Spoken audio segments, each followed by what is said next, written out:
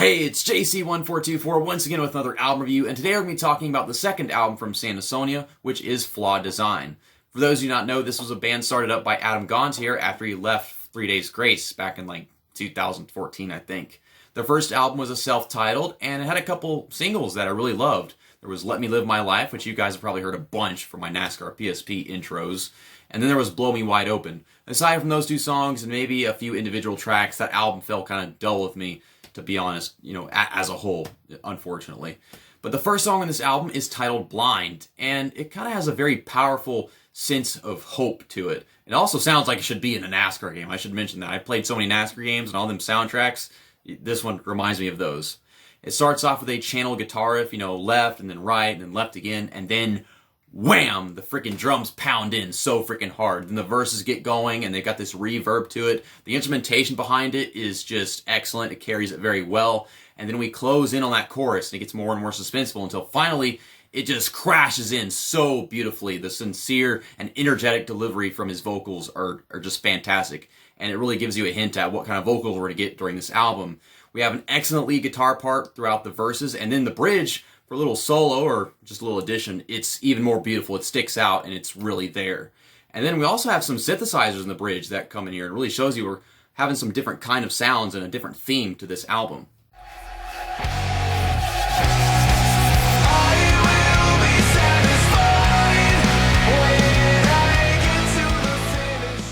Track number 2 is Sirens featuring Sharon Adel, or Adele, however you say her last name. But her voice in this song leaves it with its anthemic style sounding just like Skillet. And I know it's meant to be this epic battle cry, but it sounds a lot more like a High School Musical song to me.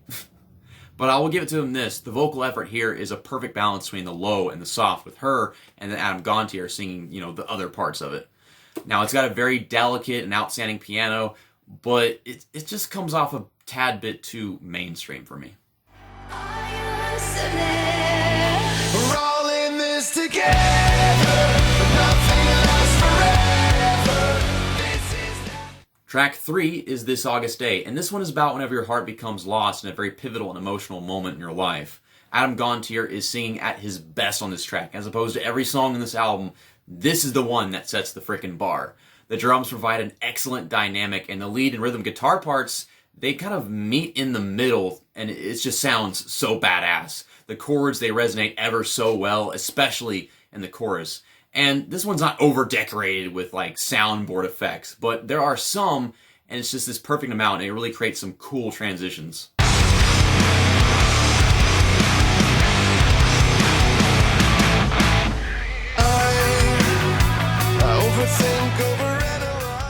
The Hunted, featuring Sully, Erna from Godsmack, is the 4th track on this album. This was the lead single. I really did not care for this one that much. I mean, the chorus is kind of with me, and then the chords, they feel so obtuse and bulky. I don't know why I'm using those words to describe a guitar, but you know what I'm trying to say. It's like the guitar is just way too fat sounding, like it's got its own bass stuck inside of it. I don't know. Well, the guitar riff here, it reminds me of Prison Sex, and oh boy, that song kicked off the 90s, Tool. So there's that. I like that about it. It's got that kind of tone. But the bridge, it feels weird. Not Freak on a Leash weird, but still.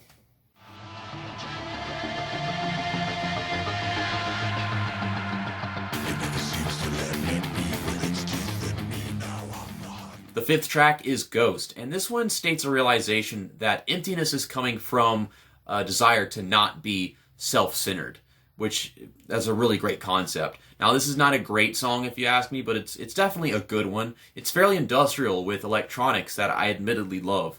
And from what I heard, the guy from Starset came over here to help produce this song. And what's strange is it doesn't sound that different from everything on the album. But I don't know if that's a good or a bad thing, because it's got to sound more like Asonia than Starset, right? But I could imagine this being a Starset song. Now, this song has some very strong emotional force to it in the singing, but at this point, I've got to say that the guitar chords, they're starting to feel regular, and it's not the song's fault alone. The song is pretty damn good, but all the stuff before it is affecting how I can enjoy the song, which is something we start to get a lot at this point in the album and towards the end.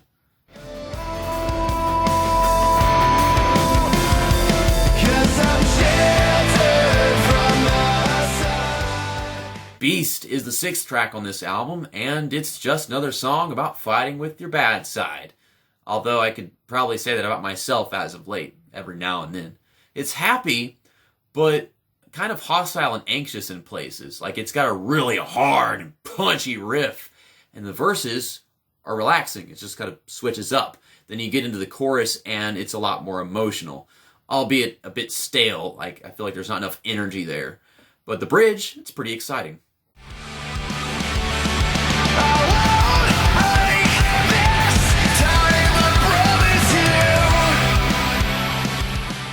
Track 7 is The Fallen, and this one sends a message that if someone dies, then it is what it is, which is painfully true, but this song has a feeling of disappointment, and as you get into the chorus, it becomes more and more of an accepting tone. There's one guitar that has some distortion thrown onto it, and then behind that there's an unplugged or acoustic guitar in the background, which is unique. I don't know if I like it, but it's certainly something that hasn't happened throughout the rest of the album. Now, I do love the solo. It's a pretty damn good solo on this song. But the chorus is just so whiny. It is whiny as hell. And it's weird that I say that because I just said it has an accepting tone. Like, how do you accept something and still whine? Like, what? What? How am I perceiving it this way?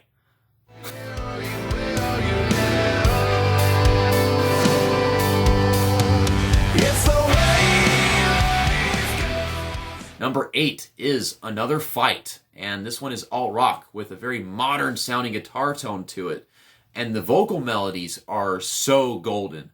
Like, I just want to sway to these freaking verses whenever I hear them. Like, it's so calm and soothing, and the song has a very basic bravery behind it. It's nothing too crazy or too conceptual, and I find this to be my favorite song in the second half of the album.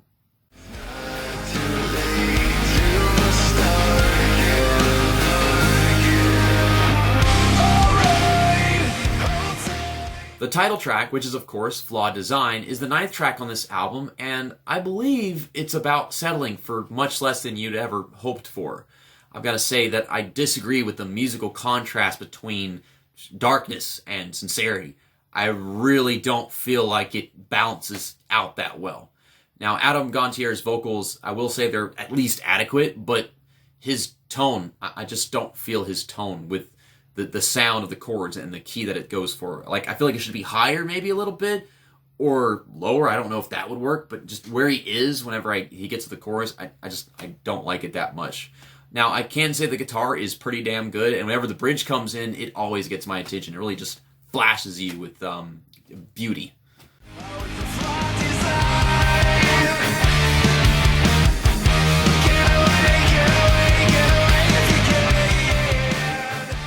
The 10th song on this album is Justify, and this song alone is pretty fucking awesome, but at this point in the album, it loses a bit of genuineness. I guess that's a good word for it. But the guitar riff is so thick and deadly. The solo, oh, mwah, mwah. I love that solo. What an amazing solo. Han Solo, love the solo. We've got a very fierce vocal and lyrical effort here, and it's just so intimidating. And then in the background, throughout most of the song, we have some ocean-like sound effects. I don't know why, but cool. That's great too.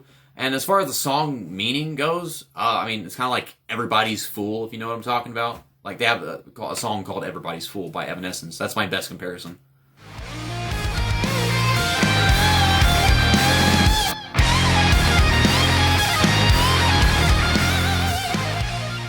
Our 11th and final song on the album is Martyrs. And this is way too mellow an ending to the album. The verses play such a tired melody, and then it carries on into the chorus. The chorus, it has this weird vocal syncopation thing going on. It makes me feel so awkward. I admit, it feels weird towards the end of the chorus. But I will admit, I like the crisp acoustics here. It's good. And there's this expression of moving onward. That's a nice way to send off the album. It's a good theme. But the final chords, they are so dry. It's just like, I can't take it. That last song was so good. And this It's everything about it. It's the most lighthearted song. This is an alternative rock metal album. I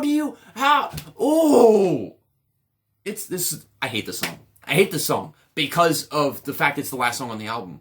If it was just a standalone song, maybe, but I cannot fathom this song and the way it ends this album. I just can't take it. My final score for Asonia's second album, Flawed Design, is a 79%, which is basically a middle-of-the-road C for me, not a C+ or a C-. So, this is not a bad album. I think their last one I considered like a C-, which was still not a D or anything. But this one, I feel like the beginning of it had more good songs than the second half did, but those good songs, I mean, they were better than pretty much all the songs on the last album aside from those lead singles. I don't think there's any song on this album that I like more than Let Me Live My Life or Blow Me Wide Open. But then you get to the second half of the album and there's more songs that just, start to drain me than there were in the first half, but there are a couple songs that are still pretty great because I love Justify, I love Another Fight, I love This August Day, the first song on the album, Blind, that's a pretty darn good one too. And Sirens, I guess Sirens is okay. It's a nice collab. I really don't like Hunted that much. And then there's I guess one other song in there that I do enjoy. But thanks for watching this album review and listening to me love this album, hate this album, feel mediocre about this album. I felt all kinds of emotions with this album. I listened to it several times, and I'm still glad. Thank you, Adam Gontier, for making this project. Even if I criticized it, I'm still so happy that you're out there still making music. Love you, man. See you next time. That's that, and album review over.